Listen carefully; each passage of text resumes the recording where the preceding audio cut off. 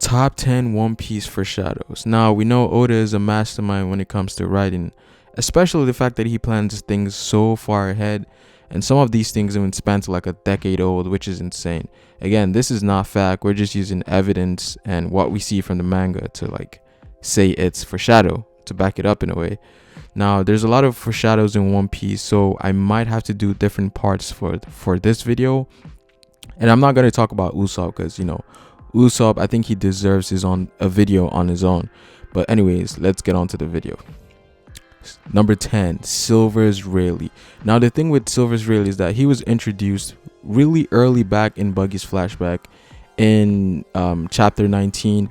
But his design looked so different because he was, way younger than what he is right now. He had white hair, but Rayleigh was later revealed in Sabaody to be Roger's right-hand man. So that was a span of a good 6 years.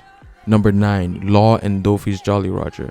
Now, if you look back pre-time skip, if you look at Doffy and Law's Jolly Roger, they look really similar for some reason. But then it was later revealed that Law based his Jolly Roger after Corazon, who was Doflamingo's brother. So Oda, basically planned Doffy and Law's connection back in Sabaody when he was initially introduced. Number 8, Smile Devil Fruits, or Smiles.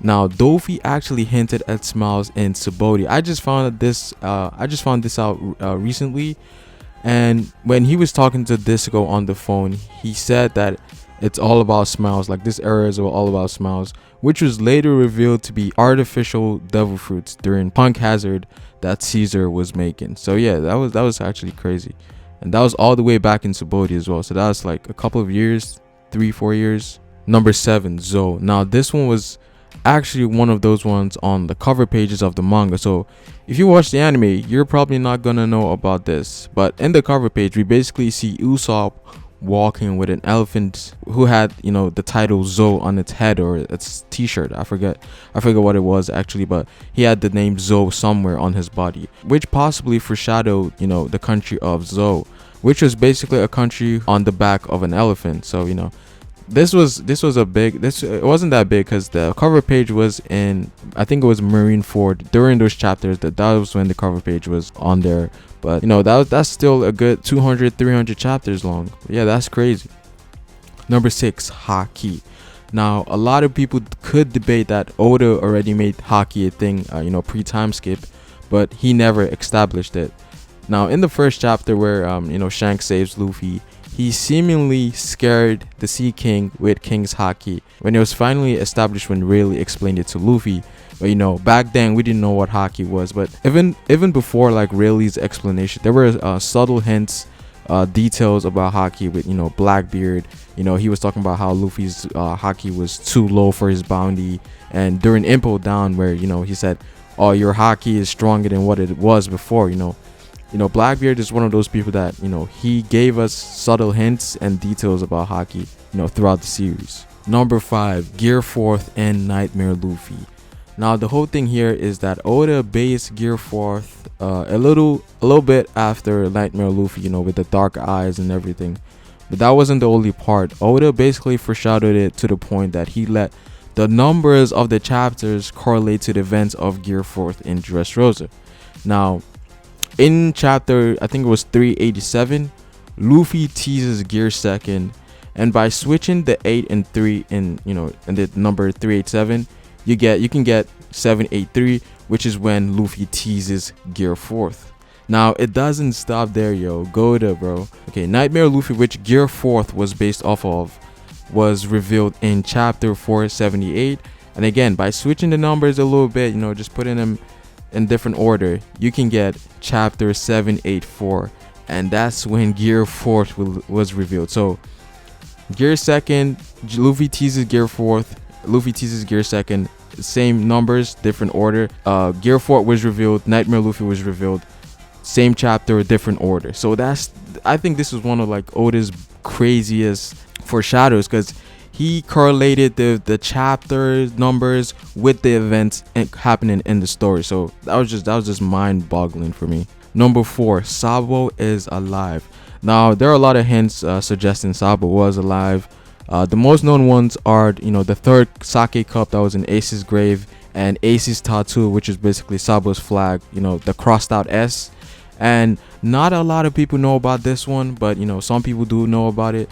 But during Log Town, when Luffy was about to get executed, there was someone in the crowd that looks a lot like Sabo. He had the similar, revolutionary getup. Now this person was all the way back, but in a couple of panels or the next chapter, Oda decides to show him again up front. So it kind of makes me believe that Oda was highlighting him. He wants us to see that person. Also, the fact that Dragon was also there, it brings up a lot of question.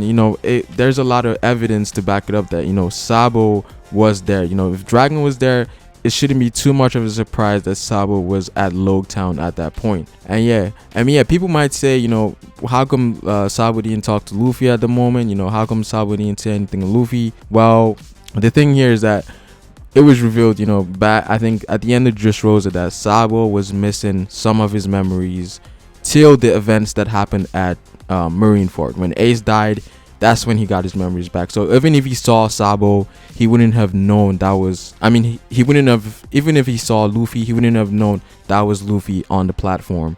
And I don't think Dragon would have told Luffy about his son. He didn't even tell Ivankov, who was, one of the earlier members of the Revolutionary, about Luffy. And Ivankov only realized that till like Impel Down. So obviously Dragon isn't telling anybody about anything.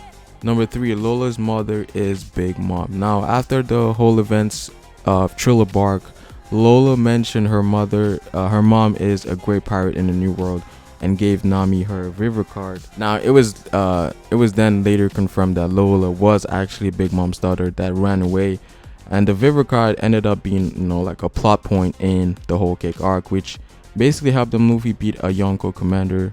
And this one was kind of obvious too, because a lot of people realized, back then that was actually Big Mom's daughter, because the one of Lola's crewmates was like, oh, her mom is like this crazy pirate. So it was kind of obvious. At the same time, it wasn't. And there was the whole thing with Chiffon. As soon as we saw Chiffon in Whole Cake, that was like obvious that Big Mom Lola is Big Mom's daughter. But yeah, that's number 3. Number 2, Ace's death. Again, just like the one in Zou, this was hinted in the cover page, so only manga readers would know about this one. And the cover page basically showed, Luffy holding an Ace of Spades, which symbolizes Ace, and the death card. I think Brook's face was on it, so that kind of like symbolizes death. And that was just like, Ace is gonna die, or death is in Ace's way. And I think that was like the symbolism Oda was going for. And Luffy's reaction of having those cards was the same reaction he had when Ace was killed. And because of this specific cover pages, people in the One Piece community, the theorists, have been looking out for secrets in the cover pages in general. So the Ace foreshadowing kind of sparked that whole thing there. And I'm seeing people reaching with like, maybe there's Mihawk and there's like a number 994 next to him, and Mihawk is gonna die in chapter 994. It's just some crazy things that just that whole Ace foreshadowing just brought up. But it's still a possibility. There's definitely secrets out there that Oda has put in there, and we should definitely look out for more of those. But yeah, Ace death, number 2. One of the biggest foreshadows in One Piece, if not the biggest. This came from the whole Sanji being from North Blue, and the gag he had with Crocodile back in Alabasta, Mr. Prince. And about 700 chapters later, it was revealed that Sanji was the 3rd prince of the Vinsmoke family, which were a group of assassins, a family of assassins, and Sanji was the 3rd son. And it even goes further than that. He also foreshadowed plot points in Sanji's backstory. Now, Zoro said he's never heard of ships that can go up a mountain before, and this is back, I think, during the Grand Line, the first couple of 100 chapters. And Sanji said he's actually seen that happen, and that that goes back to Sanji's backstory of his family when they climbed the Red Line with their snail ships. So it's crazy that Oda actually wrote that all the way back then. That's just crazy, man. Goda the foreshadowing levels are just too high. It's over 9,000. But yeah, that's pretty much it. Like the video, comment down below. I'll definitely be making more of these type of videos because I think this is the type of stuff you guys actually like, some information, you know, based type of series. But yeah, share the video, and it is Ferro, and I will see you guys later. Peace.